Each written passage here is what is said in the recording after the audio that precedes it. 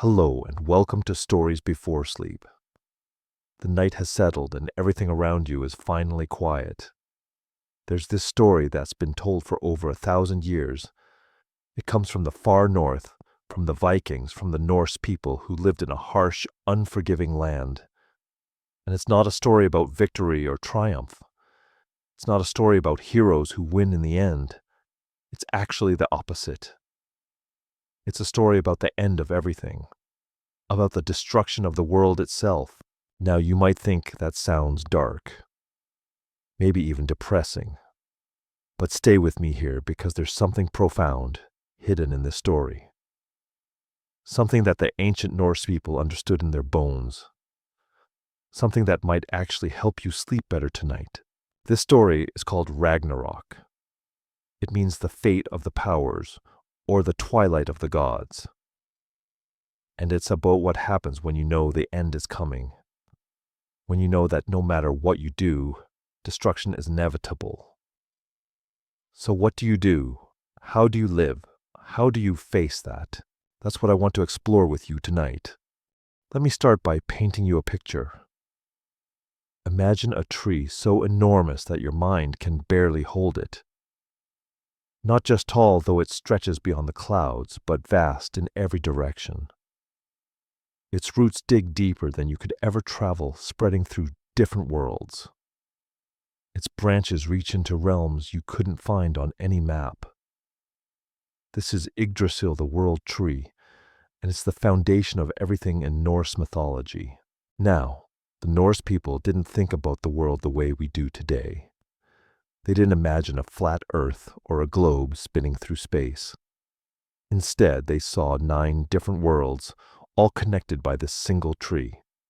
At the very top where the light never fully fades live the gods, the Aesir and the Vanir. Below them in Midgard lived humans. Further down lived the giants, the dwarves, the elves, and creatures you wouldn't want to meet in the dark. Each world had its own character, its own rules, its own inhabitants. Think about that for a moment. The Norse people lived in a universe that wasn't separate into different places. Everything was connected. Everything mattered. What happened in one world affected the others. There was no distance that could isolate you from consequence. At the base of Yggdrasil, something gnawed constantly. A dragon named Nidhogg chewed at the roots, trying to weaken the tree. Not out of malice exactly, but because that's what it did. That's what it was. Meanwhile, a squirrel ran up and down the trunk, carrying messages between the eagle that sat at the top and the dragon below. Even in this vast, interconnected universe, communication happened. Stories were told. Information flowed. But here's where it gets interesting. The Norse people believed that 3 beings knew everything. They were called the Norns, and their names were Urdvardandi and Skuld. These weren't gods exactly. They were something older, something more fundamental. They represented past, present, and future. Every single day they would go to a well at the base of Yggdrasil and draw water. They'd pour it over the roots of the tree to keep it alive. They maintained the universe itself, and they knew. They knew everything that would happen. They knew the fate of every person, every god, every creature. They knew the beginning and the end. The Norse people called this fate weird, a word that eventually became our English word, weird. But it didn't mean strange. It meant something more like destiny, something woven into the fabric of existence.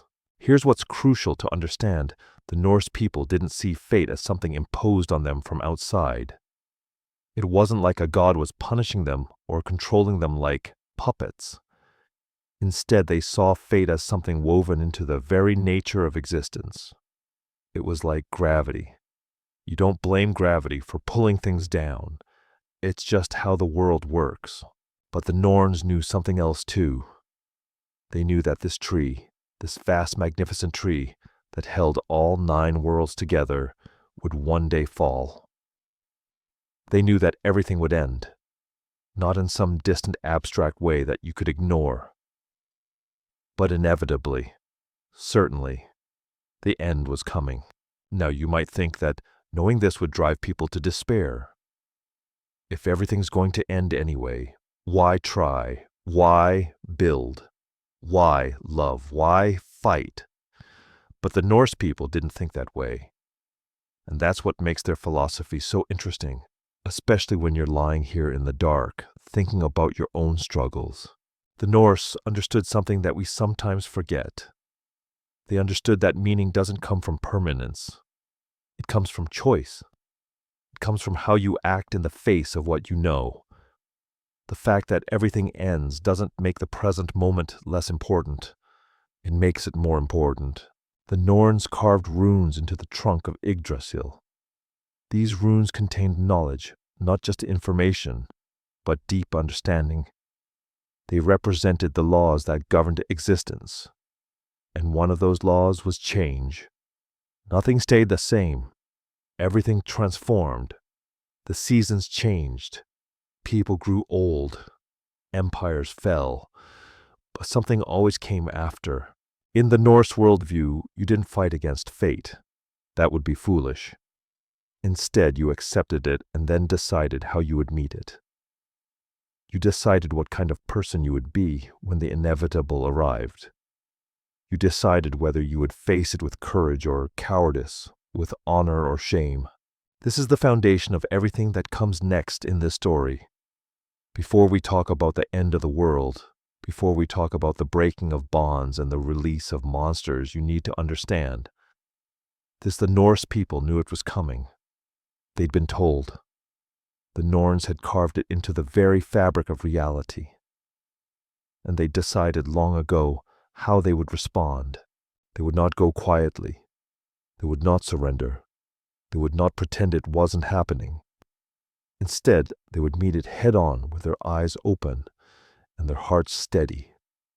That's the real story here. Not the destruction itself, but how you face destruction when you see it coming. Now, if the Norse people knew the end was coming, you might wonder why the gods hadn't already let it happen. Why did they keep going? Why did they maintain the world if they knew it would fall? The answer lies in understanding what they were trying to hold back, and to understand that we need to talk about someone who didn't accept his fate the way others did. His name was Loki, and he was a figure of profound complexity in Norse mythology. He wasn't purely evil, though many stories portrayed him that way. He was a trickster, a shapeshifter, someone who existed in the spaces between things. He could be helpful one moment and destructive the next. The gods tolerated him because sometimes his cunning solved problems. But they also feared him because they never quite knew what he would do. There came a moment when Loki went too far. He orchestrated the death of Balder, the most beloved of all the gods. Balder represented light, beauty, and goodness. His death sent shockwaves through the 9 worlds. The gods grieved, and their grief turned to rage. They decided that Loki had to be punished, confined, kept away from the rest of creation. So they bound him, but not with ordinary chains. The gods used the entrails of Loki's own son to create magical bonds. They stretched these bonds across a rock and fixed them deep in the earth. Then they took a serpent and positioned it above Loki's face. The serpent dripped venom, constantly drop after drop falling onto his skin. It was a punishment designed to be both physical and psychological, a constant reminder of what he'd done and what he'd lost. But here's the thing about imprisonment. The person being held captive doesn't stop existing. They don't stop thinking. They don't stop feeling. Loki lay there in the darkness, bound by the entrails of his own child venom, burning his face, and he waited. He raged. He struggled. And with each movement the bonds stretched. With each struggle they weakened. The Norse people understood something about confinement that we sometimes forget. They knew that you can't hold something down forever. Eventually pressure builds. Eventually, something has to give. The bonds holding Loki were strong, but they weren't eternal. Nothing was eternal. That was the whole point. While Loki festered in his prison, something else was happening at the edges of the world. The giants, those ancient powerful beings who existed before the gods, were preparing. They lived in Muspelheim, a realm of fire and chaos, and in Jotunheim, a land of ice and stone. These giants had never accepted the rule of the gods. They'd never agreed to the order that the gods had imposed on the 9 worlds. The giants watched and waited. They gathered their strength. Some of them began to build a ship. This wasn't an ordinary vessel. It was constructed from the fingernails of the dead, a ship called Naglfar. It would carry the giants across the sea when the time came. They prepared weapons. They sharpened their blades. They made alliances with other forces of chaos and destruction. Think about this for a moment. The giants weren't acting out of sudden impulse. They were preparing methodically.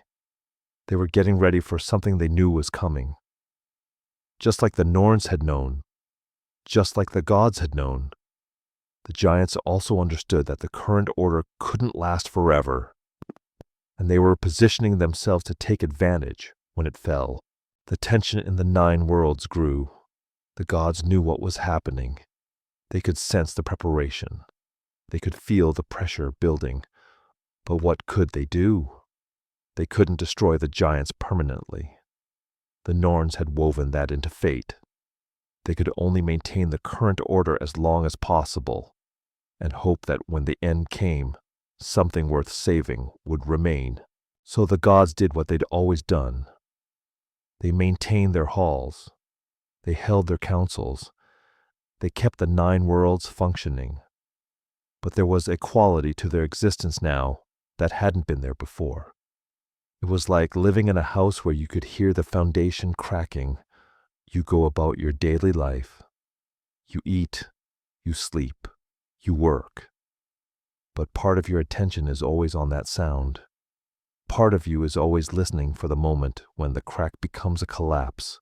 The bonds holding Loki grew more strained with each passing day. He twisted and turned, driven by rage and desperation. The venom continued to fall, but the bonds were weakening. Everyone knew it. The gods knew it. The giants knew it. Even Loki knew it. It was only a matter of time, and that's what made this period so significant. It wasn't the end yet. It was the waiting. It was the knowledge that the end was coming and the inability to stop it. The Norse people lived with this knowledge constantly. They didn't have the luxury of believing that things would go on forever. They knew better. This is where we find ourselves as we move deeper into this story. The bonds are holding, but barely. The pressure is building. The giants are ready.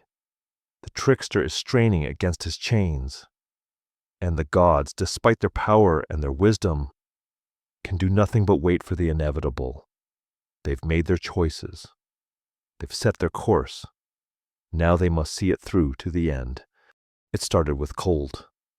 Not the ordinary cold that comes with winter in the north, but something different. Something that didn't follow the normal patterns. 3 winters arrived in succession without summer between them.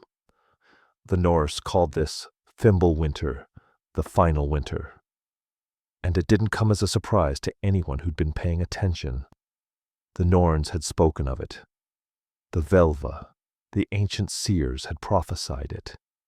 Everyone knew this moment would arrive eventually. During Fimbul winter, the sun offered no warmth. The moon gave no light. The stars vanished from the sky. Darkness covered everything. Winds howled from every direction, carrying destruction. Snow fell from all quarters. Kinship fractured. Fathers turned against sons. Mothers abandoned daughters. Brothers fought brothers over scraps of food and shelter. The bonds that held human society together, loyalty, honor, family obligation, All of it dissolved in the struggle to survive. But this wasn't just about weather or hardship. Fimbulwinter represented something deeper. It represented the breakdown of order itself. The natural world, which had operated according to consistent rules for ages, began to fail. The sun's daughter, who had been chasing her mother across the sky since the beginning of time, finally caught up. She devoured the sun. Darkness consumed the 9 worlds completely. The stars fell from their places in the sky. The earth trembled and shook. Mountains crumbled into dust. And as the world fell apart, the bonds began to break. Loki, straining against his chains for so long, finally felt them give way. The magical bonds that had held him snapped. He rose from his prison, and his face twisted with rage and triumph. He'd waited for this moment. He'd endured the venom, the confinement, the humiliation. Now he was free, and he moved with purpose toward the surface. The Fenrir wolf, Loki's son, had also been imprisoned.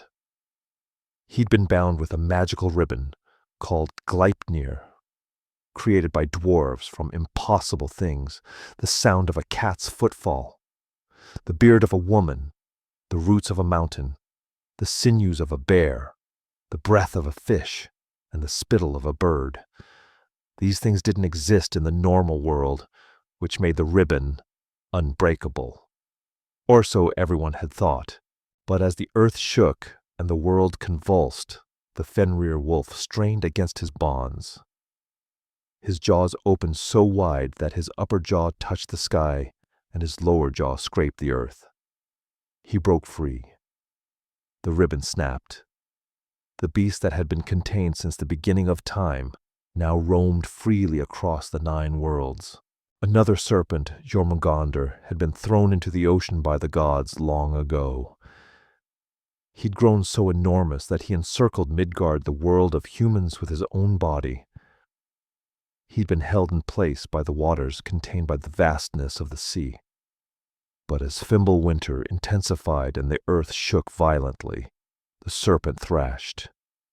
He rose from the ocean. The sea surged onto the land, flooding everything. Mountains crumbled. The earth sank into the sea. And the ship Naglfar, the one the giants had been building from fingernails, broke loose from its moorings and sailed across the flooded world. The giants came.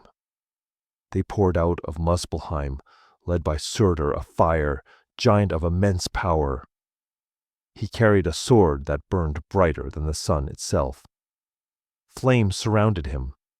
He moved across the Rainbow Bridge, the Bifrost that connected the 9 worlds. The bridge, which had stood since the beginning of time, couldn't bear his weight. It shattered beneath him. The connection between the worlds severed. Heimdall, the watchman of the gods, stood at his post. He'd been waiting for this moment for ages. He raised the Gjallarhorn, a horn so powerful that its sound could be heard throughout all 9 worlds. The blast echoed across creation. It was a signal, a warning, a call to arms. Everyone who could hear it knew that this moment had finally arrived. There was no turning back now. In that instant, something shifted fundamentally. The moment of no return had passed. The bonds had broken. The beasts were loose. The giants were advancing. The order that had held the 9 worlds together for ages was collapsing. The gods knew it. The giants knew it. The creatures of the 9 worlds knew it. Even the humans scattered across Midgard felt it in their bones. He thought, this is it. This is the moment we've always known would come. Everything we've built, everything we've maintained, everything we've fought to preserve, it's all ending now. And there's nothing we can do to stop it. But stopping it wasn't the point anymore. The point was what happened next. The point was how you responded when the moment arrived. The point was whether you faced it with courage or collapsed in despair. The gods gathered. They knew what they had to do. They knew how this would end. The Norns had told them. The vulva had prophesied it. But knowing the ending didn't mean you didn't fight. It didn't mean you surrendered without resistance. It meant you fought anyway. You fought knowing you would lose. You fought because that's what you were. That's who you chose to be. The breaking had begun. The end of the world wasn't some distant possibility anymore. It was happening. It was real. It was now. And in the face of that reality, the gods and the warriors of the North prepared themselves for what came next. They would not go gently. They would not fade away. They would meet their fate with open eyes and steady hearts. This is the moment that defines everything that follows. Not the victory, because there would be no victory, but the choice. The choice to face what's coming rather than hide from it. The choice to act with honor even when the outcome is predetermined. That choice, that's what matters. That's what the Norse people understood. And that's what we need to understand as well. To understand how the Norse warriors faced Ragnarok, you need to understand something fundamental about their culture. They didn't believe in an afterlife where the righteous went to a place of eternal peace and the wicked suffered eternal punishment. That wasn't how they saw things. Instead, they believed in Valhalla, a great hall where warriors who died in battle would go to feast and fight and prepare for the final conflict. Think about that for a moment. The Norse people trained their entire lives for a battle they knew they would lose. They prepared for a war that had no possibility of victory. They gathered weapons and practiced combat skills, knowing that eventually they would face enemies they couldn't defeat. And they did this willingly. They did this with purpose.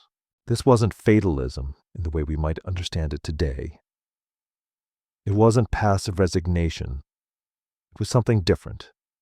It was a deliberate choice to face reality as it actually was not, as they wished it to be. The Norse warriors understood that death came for everyone, eventually. The only question was how you met it. There's a concept in Norse culture called wired fate or destiny. But there's another concept equally important, drengskaper. This word doesn't translate perfectly into English, but it means something like honor, courage, and duty combined. It means doing what's right, even when it's difficult. It means standing firm, even when you're afraid. It means keeping your word, even when the cost is high. The tension between wired and drengskaper is what makes Norse philosophy so compelling. Your fate might be sealed. The Norns might have already woven your death into the fabric of reality, but that doesn't mean you're powerless. You still have choices about how you respond. You still have agency over your character, your actions, your integrity. A warrior standing on the battlefield, as the giants approached, didn't think, well, I'm doomed. Anyway, so why bother? Instead, he thought something closer to, my fate is set. I will die, but I will choose how I die. I will choose to fight. I will choose to stand with my companions. I will choose to face this with courage rather than cowardice. Let me paint you a picture of what this might have looked like. Imagine a warrior, let's call him a shield bearer, standing with his company as the earth shakes and the sky darkens. He's heard the Gjallarhorn.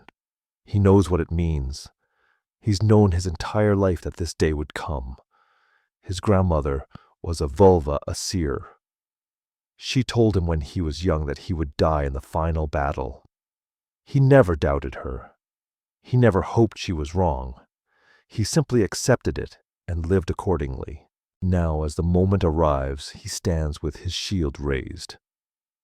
Around him, the other warriors do the same. They don't speak much. There's no need. They've trained together for years. They know what each other will do. They know they can trust one another. That trust matters more than anything else right now. He thought, I've lived a good life. I've kept my oaths. I've treated my family with respect. I've been honest in my dealings. I've fought fairly when I needed to fight. I've helped those who couldn't help themselves. If this is where it ends, then I can accept that. I can face it without shame.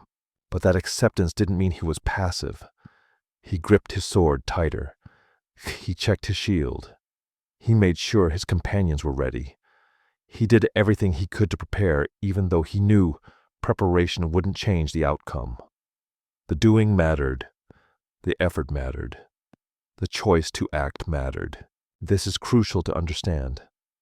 The Norse warriors didn't believe that fate meant you should sit back and let things happen to you. They believed that fate set the boundaries of your life, but within those boundaries you had complete freedom. You could choose courage or cowardice. You could choose honor or shame. You could choose to fight or to flee. Fate determined whether you would die, but it didn't determine how you would die. There's a famous passage from the Norse texts that captures this perfectly. A warrior says, "Fate is inexorable, but a man can still choose how to meet it." That's the essence of Norse warrior philosophy. You can't escape your weird, but you can control your drangskaper. You can control your character. As the giants advanced and the beasts roamed free, the warriors of the north made their choices. Some chose to stand and fight. Some chose to protect their families. Some chose to die defending their homes. But all of them chose something. They didn't simply react. They didn't simply endure. They actively decided how they would meet the end. This is where the Norse philosophy becomes relevant to us, even now, even in our modern lives. We don't face literal giants or world-ending serpents, but we all face things we can't control. We all encounter situations where the outcome is uncertain or predetermined. We all have moments where we feel powerless. The Norse warriors teach us something important in those moments. They teach us that powerlessness over circumstances doesn't mean powerlessness over ourselves. You might not be able to change what happens to you, but you can change how you respond to it. You can choose courage. You can choose integrity. You can choose to act with honor even when the situation seems hopeless. The warriors didn't fight Ragnarok because they thought they would win. They fought because fighting was who they were. They stood because standing was the right thing to do. They kept their oaths and their honor not because it would save them, but because those things had value, independent of whether they saved you. That's the real lesson here. That's what made the Norse warriors remarkable. Not that they won, they didn't, but that they chose to fight anyway. They chose to face their doom with open eyes and steady hearts. They transformed an inevitable defeat into something meaningful. Through the choices they made and the character they displayed, the battles that followed weren't quick. They weren't clean. They were brutal and desperate and filled with moments of both heroism and tragedy. The gods knew they were fighting a losing battle, but they fought anyway. Each one of them faced their destiny with the same courage that the warriors below displayed. Heimdall the Watchman confronted Loki. These two had ancient grievances between them. They'd fought before, but this time felt different. This time there would be no reconciliation, no return to the old order. They clashed with ferocity, and in the end both fell. Heimdall struck Loki down, but Loki's final blow caught Heimdall as well. They killed each other. The watchman who had guarded the 9 worlds since the beginning of time fell to the trickster he'd opposed for so long. The Fenrir wolf, with his massive jaws stretched across the sky, moved towards Odin himself. Odin was the chief of the gods, the All-Father, the one who had sacrificed his eye for wisdom and hung himself on Yggdrasil to gain knowledge. He'd ruled the 9 worlds with cunning and strength. He'd gathered the best warriors in Valhalla, preparing them for this very moment. But preparation and victory aren't the same thing. Odin faced the wolf, knowing exactly what would happen. He knew because the Norns had told him. He knew because the Volva had prophesied it. He knew because he'd spent centuries preparing for this moment. The wolf devoured him, Odin fell, but his son Vidar stepped forward immediately. He placed his foot on the wolf's lower jaw and tore its mouth open. The beast died, but the All-Father was already gone. He knew, this is how it ends. Not with me victorious, but with me standing firm. Not with me defeating my enemy, but with me facing him without flinching. This is enough. This is what matters. Thor, the thunder god, faced Jormungandr, the world serpent. These two had a history stretching back ages. Thor had fought the serpent before and survived, but this encounter was different. Thor wielded Mjolnir, his hammer, the weapon that had never failed him. He struck the serpent with all his strength. The blow connected. Jormungandr fell dead, but as the serpent died, it thrashed. Venom sprayed from its mouth in a final desperate act. The poison covered Thor. It burned through his skin. He managed to take 9 steps backward before he collapsed. The thunder god who had protected Midgard from giants and monsters for countless ages fell to the venom of the creature he'd just defeated. Heimdall and Loki killed each other. Odin fell to the Fenrir wolf. Thor defeated the serpent but died from its venom. Heimdall's death meant the end of communication between the worlds. Odin's death meant the end of wisdom and order. Thor's death meant the end of protection for humanity. One by one, the gods fell. Heimdall's son, Heimdall. No, wait. I need to be careful here. The sources can be confusing. But the point remains, the gods fell one after another. Heimdall and Loki destroyed each other in their final confrontation. Heimdall had been the watchman since the beginning, the one who required less sleep than birds, the one who could hear grass growing and wool on sheep. His death meant the end of vigilance. Heimdall knew, I have stood at my post for ages beyond counting. I have watched the 9 worlds. I have kept the Bifrost. I have guarded against chaos. Now chaos comes anyway. But I will not abandon my post. I will face it. And if I must fall, I will fall fighting the enemy I've opposed since time began. Heimdall and Loki met at the end of all things. They'd been enemies forever. Now they would be enemies one final time. They fought with everything they had. Heimdall's sword flashed. Loki's magic twisted through the air. They were matched in power and skill. In the end, they struck each other down simultaneously. Both fell. The watchman and the trickster, locked in eternal opposition, finally found their resolution in mutual destruction. Heimdall's death rippled through the 9 worlds. The watchman who had stood at the Bifrost since the beginning of time fell. The connection between the worlds, already damaged, fractured further. Communication between the realms became impossible. The 9 worlds, which had always been connected through Yggdrasil and the Bifrost, began to drift apart. Heimdall felt, this is right. This is how it should end. Not with me fleeing, but with me standing. Not with me surrendering, but with me fighting until the very end. I have done my duty. I have kept my watch. Now I can rest. Heimdall's death meant something specific. It meant the end of the old order. The watchman represented continuity, connection, the maintenance of boundaries between the worlds. With Heimdall gone, those boundaries dissolved. The 9 worlds, which had been carefully separated and organized, began to merge and collapse into chaos. Heimdall and Loki's mutual destruction symbolized something profound. It showed that even in the final battle, even as everything fell apart, the old conflicts continued. The ancient enemies fought their final fight.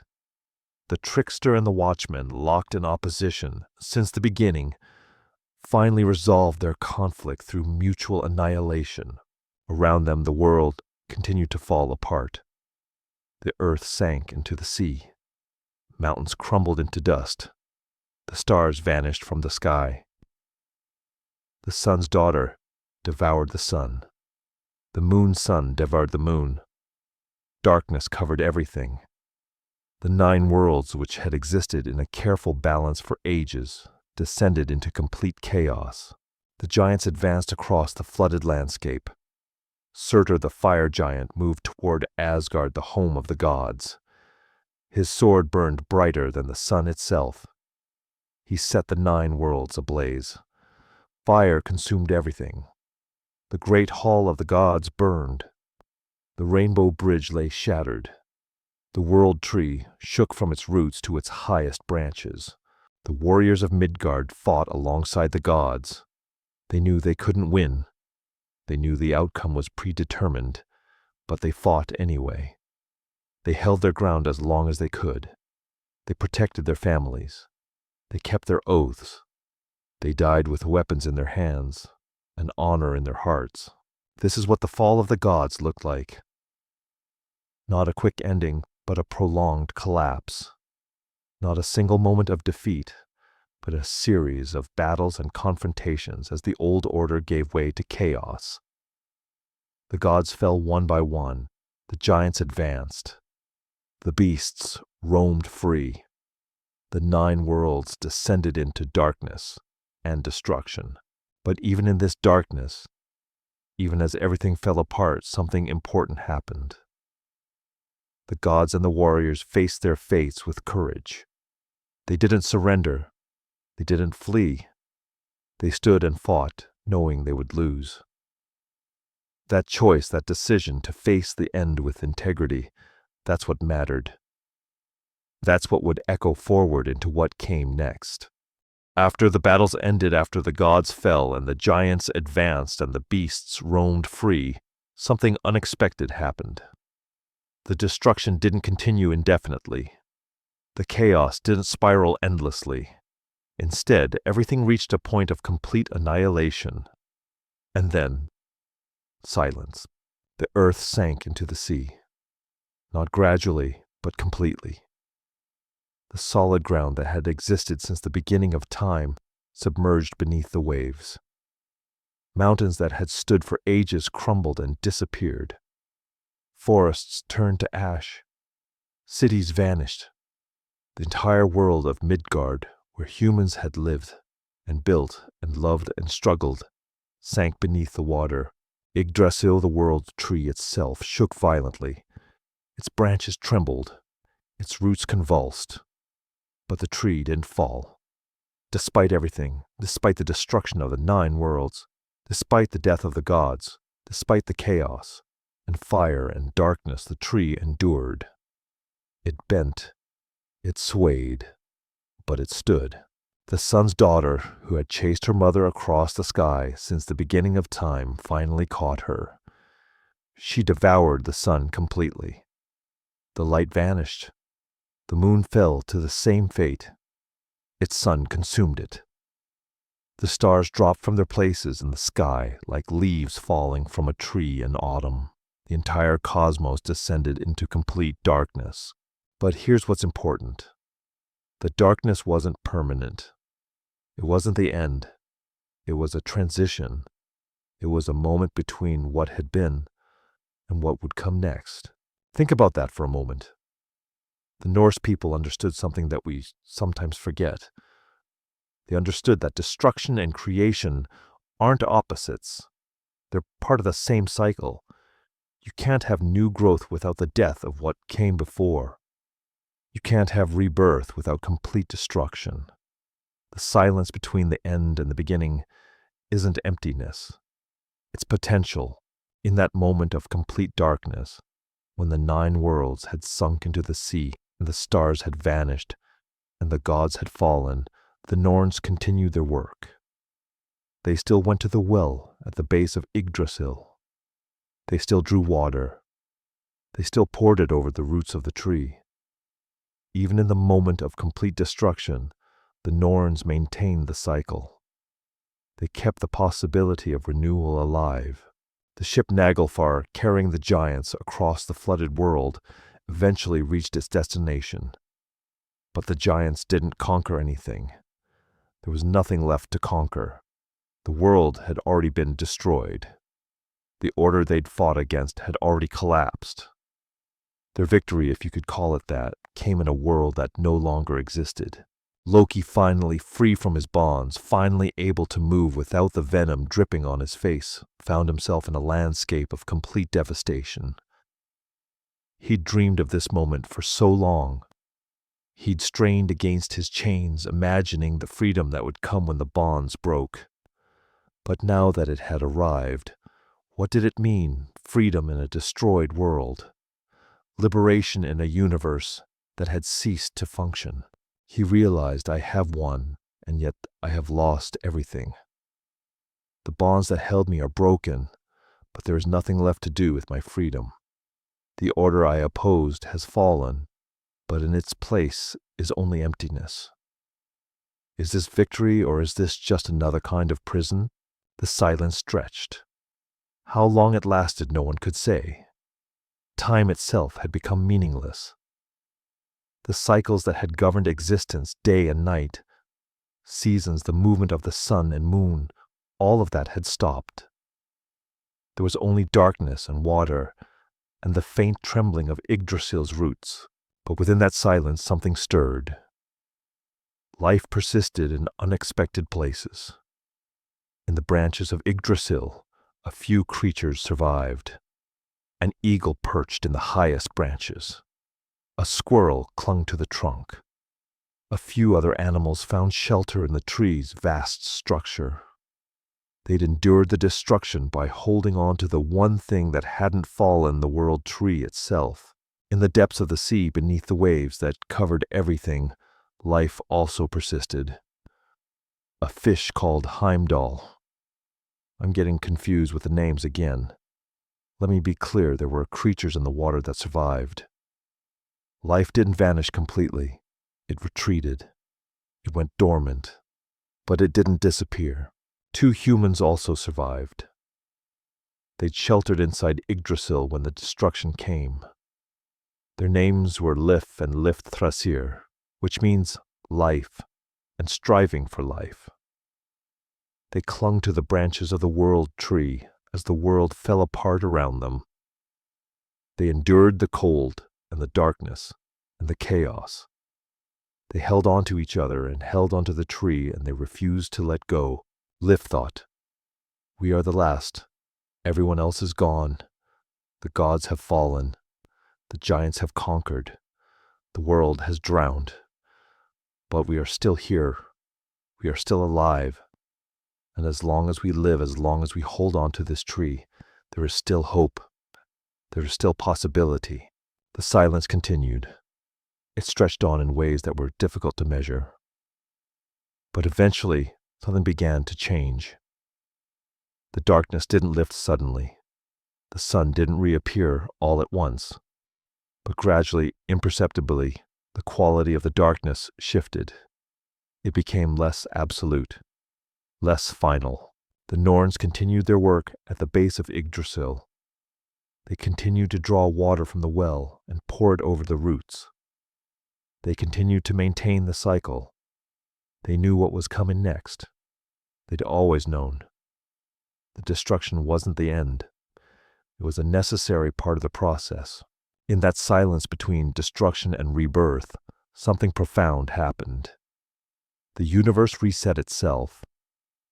The old conflicts resolved themselves through mutual destruction.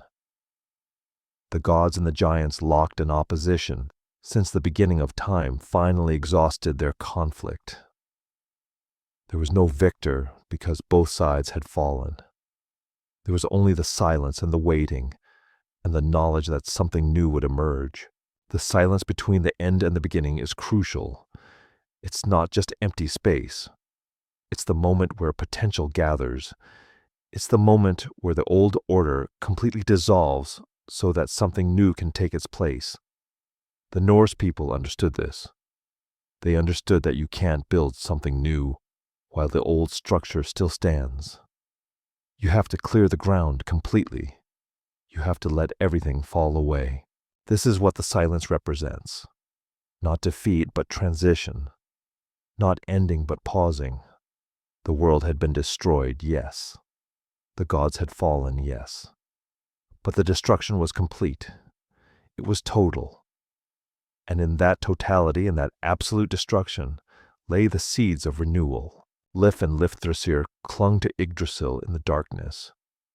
They didn't know when the light would return. They didn't know if they would survive. But they held on. They endured the silence. They waited for what would come next. And in their waiting and their refusal to let go, they embodied the possibility of rebirth. The light returned gradually. It didn't burst forth suddenly, like a flame igniting.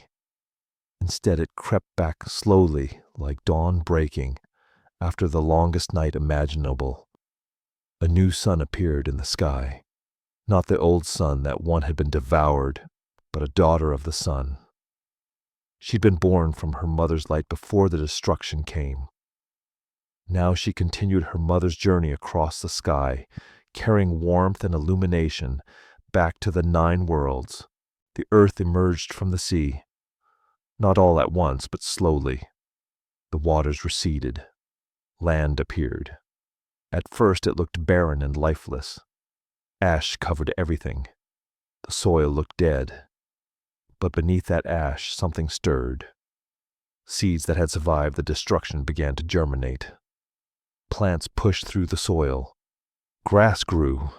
Trees sprouted from the ground where forest had burned. Yggdrasil stood firm. The world tree had endured the complete destruction of everything around it. Its roots still reached deep into the earth. Its branches still stretched towards the sky. And now from those branches, new life emerged. The eagle that had sheltered in the highest branches looked out at the new world.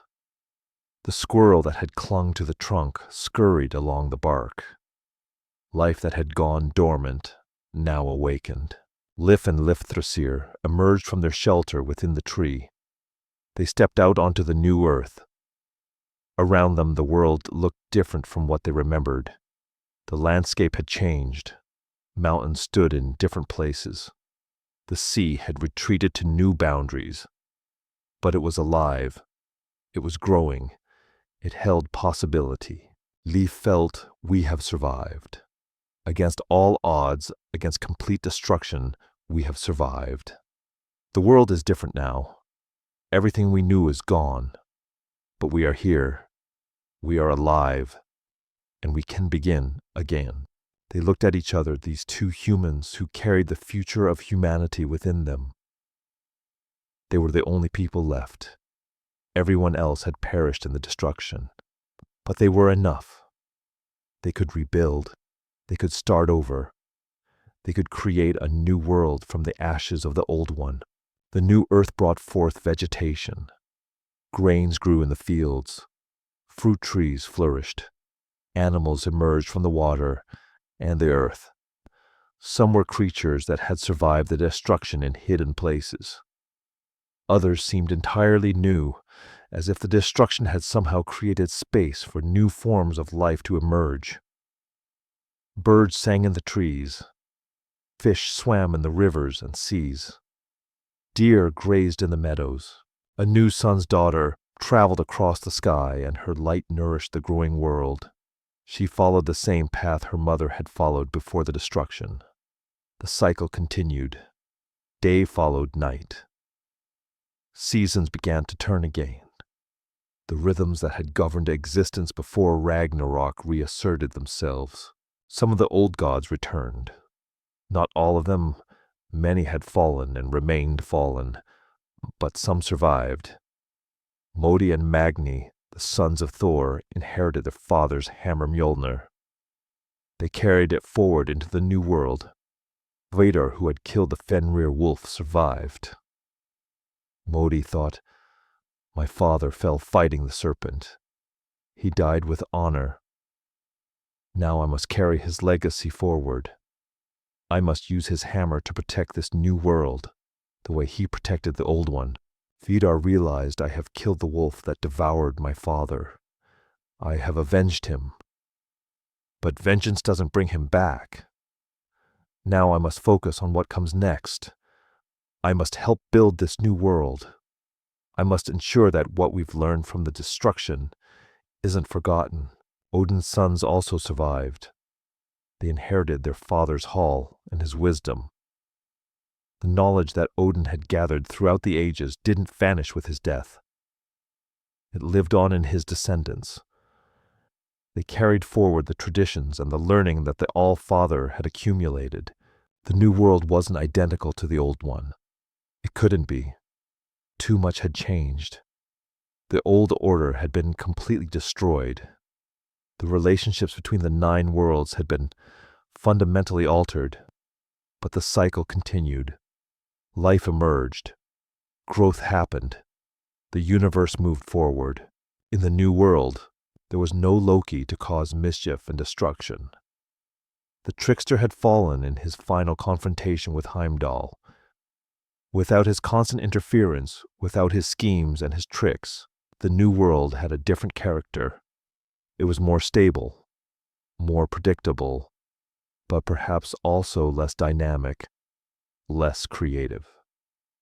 The Norse people understood that Loki's tricks, while destructive, also drove change and innovation. The new earth brought forth a hall more beautiful than the old one. It stood in a place called Yggdrasil, a plain that had emerged from the waters. This hall, called Brimir, shone with gold and silver. It would serve as a gathering place for the gods and the survivors of the destruction. It represented the continuation of civilization, the rebuilding of community after complete devastation. Heimdall returned to his post. Not at the Bifrost. That bridge had been destroyed and wouldn't be rebuilt, but in a new role. He became a guardian of the new world, watching over the boundaries between the realms. His death and rebirth symbolized the continuation of his function. Even though the old Heimdall had fallen, the principle he represented, vigilance, connection, the maintenance of order, persisted into the new age. The sun's daughter continued her journey across the sky just as her mother had done. She would eventually be devoured by the wolf that chased her, just as her mother had been. The cycle would continue. Another Ragnarok would eventually come. Another destruction would occur. Another rebirth would follow. The Norse people understood that this cycle was eternal. Destruction and creation weren't one-time events. They were part of the fundamental nature of existence, but that knowledge didn't diminish the joy of the new world. Lif and Lifthrasir looked at the green shoots rising from the earth. They saw the animals returning. They felt the warmth of the new sun. They understood that they had a role to play in this new creation. They would have children. Those children would have children.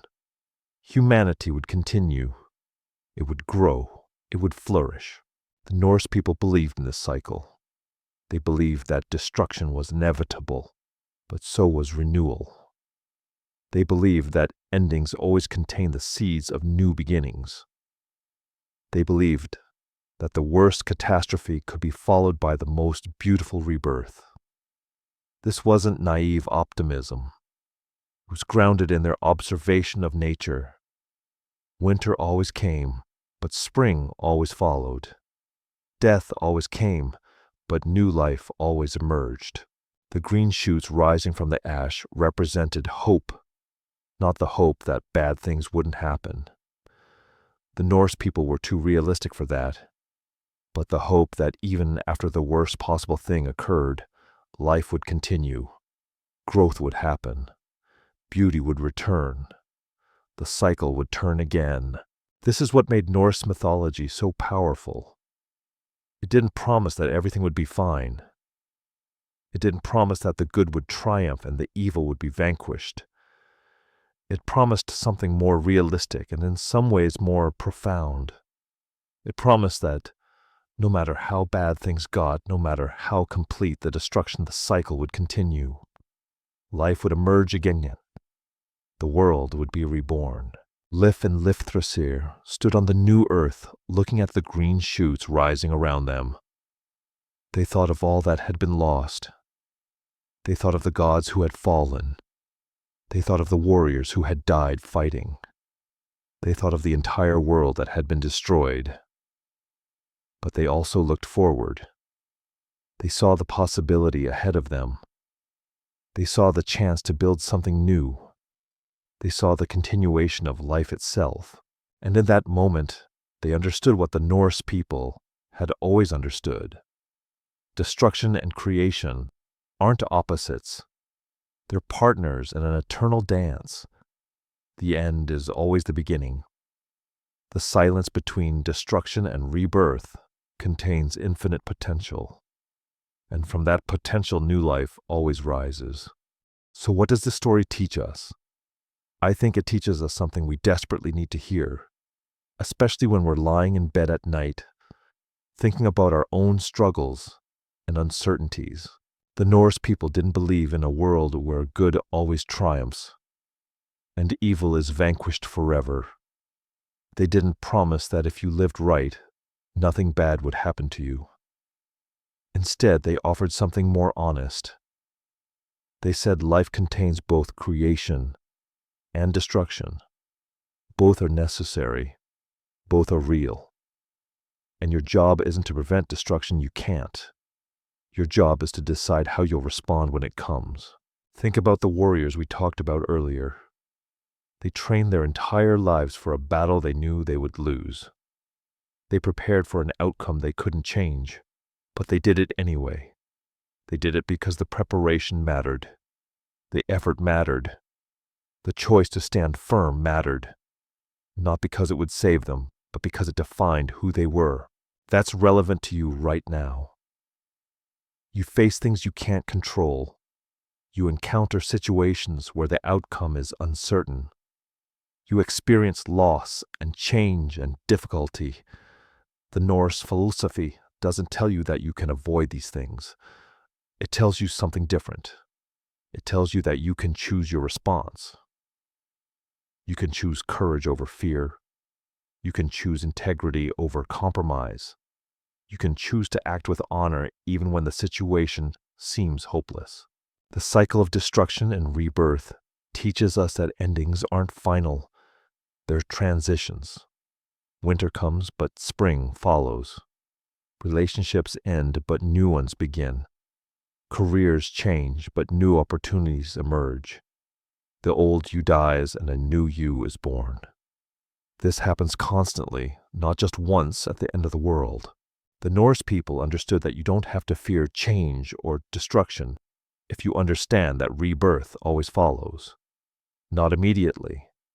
There's a silence in between, a period of darkness and uncertainty. But eventually, new growth emerges. New life appears. The cycle turns again. As you're lying there, as your eyes grow heavy and sleep approaches, I want you to hold on to something. Hold on to the idea that your struggles aren't wasted. They're part of your story. Just like the warriors' struggles were part of theirs. Just like the destruction was part of the cycle that led to rebirth. You're going through your own Ragnarok right now, perhaps. Something in your life is ending. Something is being destroyed. That's painful. That's real. But it's also part of the cycle. On the other side of this destruction, new growth will emerge. You'll be different. The world around you will be different. But life will continue. You will continue. The Norse people faced their doom with open eyes and steady hearts. They didn't pretend it wasn't coming. They didn't hide from it. They looked at it directly and decided how they would meet it. That's what I'm asking you to do with your own challenges. Look at them directly. Accept that some things you can't control, but also recognize that you can control how you respond. You can choose your character. You can choose your integrity. You can choose to act with courage. For now, though, just rest. You've carried enough for today. You're doing the best you can, and that's enough. The cycle will continue. New growth will emerge. But tonight, just sleep. Tomorrow will bring its own challenges and its own possibilities. But tonight you can rest. Close your eyes. Let the story settle into your mind. Remember that destruction and rebirth are part of the same cycle. Remember that the warriors face their fate with courage. Remember that even in complete darkness, green shoots eventually rise. And remember that you're part of that same cycle. You're part of that same story. Sleep well. You've earned it.